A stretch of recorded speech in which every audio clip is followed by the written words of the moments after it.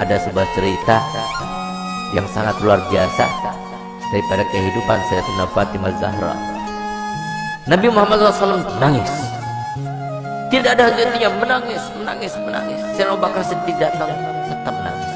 Sayyidina Umar datang, tetap menangis. Sayyidina Utsman datang, tetap menangis.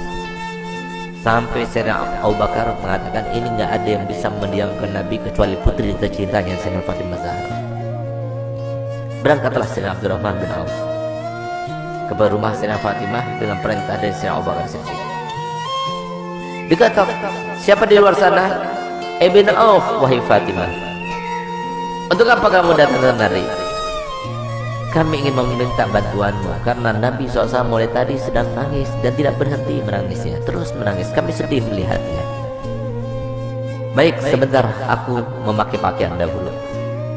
Kenapa Nabi SAW menangis?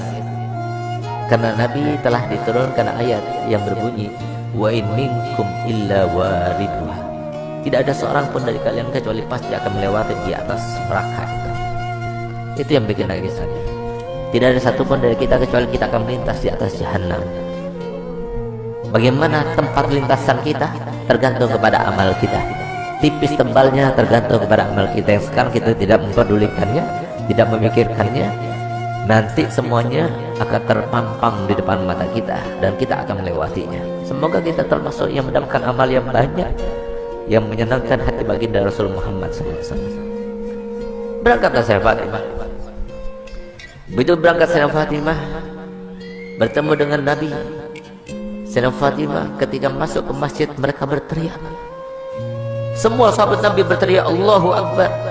Kenapa demikian? Kenapa mereka berteriak? Karena mereka jarang melihat Sayyidah Fatimah Zahra,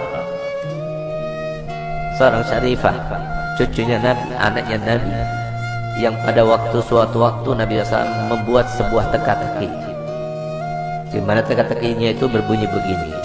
Tahukah kalian siapakah sebaik-baik wanita? Tidak ada seorang sahabat pun yang menjawabnya. Sampai kemudian Imam Ali pulang ke rumahnya dan dia sampaikan pertanyaan Nabi kepada Sayyidah Fatimah. Maka kata Sayyidah Fatimah, aku tahu jawabannya. Apakah wahai binti Rasul? Jawabannya adalah sebaik-baik perempuan adalah tidak pernah dilihat laki-laki dan tidak pernah melihat laki-laki. Ketika Sayyidah Fatimah datang, dan para sahabat banyak yang tidak mengetahui dengan Sayyidah Fatimah, mereka berteriak semuanya.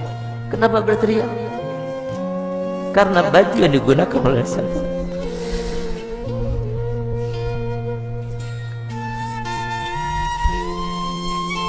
baju yang dibuka,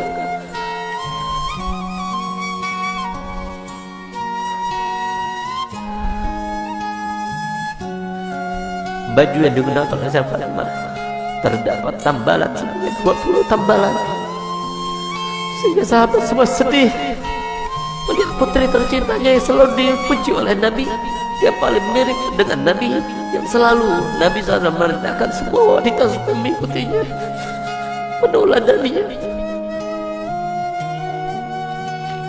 Ternyata pakaian seperti itu, sesederhana itu. Saat itulah ketika sahabat Nabi merasa kasihan, merasa tidak tega, merasa iba melihat kehidupan Sayyidah Fatimah Zahra, maka Nabi SAW berkata kepada Sayyidina Umar bin Khattab, ya Umar, biarkan saja, demi Allah, putriku Fatimah adalah pemimpin dari seluruh wanita yang masuk surga. Seandainya para syarifah sekarang tahu, lihat bagaimana pakaian Sayyidah Fatimah, lihat bagaimana perempuan yang dibanggakan oleh Nabi Muhammad SAW, yang harusnya kita sebagai umatnya menjadikan tauladan baginya.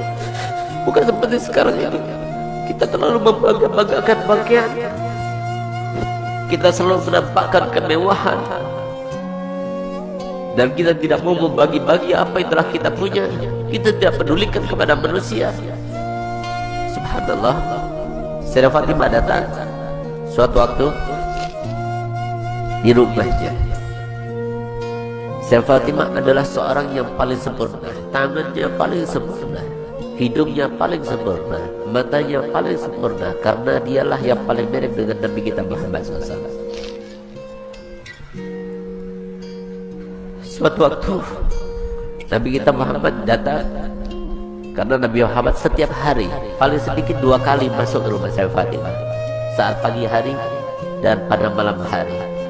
Dan setiap kali Nabi Muhammad SAW akan melakukan suatu bepergian, pertama kali yang didatanginya setelah pulang dari bepergian adalah rumah Sayyidah Fatimah.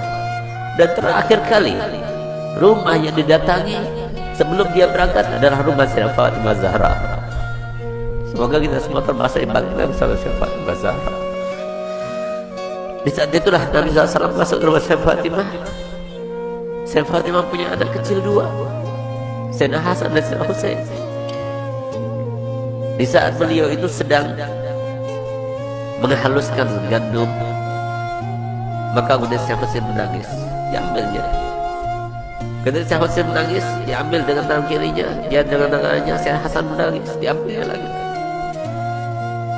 Sehingga saat itu Sayyidina Bilal melihat kejadian tersebut, sehingga Sayyidina Bilal merasa ibah dan dia mengatakan, wahai binti Rasul, berikan salah satu pekerjaan. Kalau engkau mau, biarkan aku yang menggilingnya, dan kalau engkau mau, biarkan engkau yang menggiling dan berikan kepadaku putramu Hasan dan Husain, biarkan aku yang menggendongnya. Tidak tega beliau untuk melihat bagaimana keadaannya Sayyidah Fatimah, sampai kemudian Nabi SAW melihat. Begitu Nabi SAW melihat, maka dipeluknya Sayyidah Fatimah, dicium-cium. Setiap kali Nabi SAW bertemu dengan Sayyidah Fatimah, dipeluknya dan dicium di jidatnya sebagai tanda bahwa Nabi SAW ridho kepadanya. Bahkan tempat duduknya pun yang tidak diduduki oleh siapa juga, kalau Sayyidah Fatimah datang, maka tempat duduknya diberikan oleh Nabi SAW kepada Sayyidah Fatimah Zahra. Itulah kedua bagi kita para wanita. Dialah tauladan yang paling utama bagi wanita, dan dialah yang diceritakan oleh Nabi SAW dalam hadisnya, bahwasanya pernah suatu waktu Sayyidah Fatimah itu dalam keadaan pernah melukai perasaannya suaminya tanpa sengaja. Dia berbicara dengan suatu ucapan, dia tidak sadar kalau ucapan itu membuat marah suaminya. Tidak paham, bukan sengaja, tidak, tapi tidak sadar, tidak sengaja. Tapi apa yang lakukannya?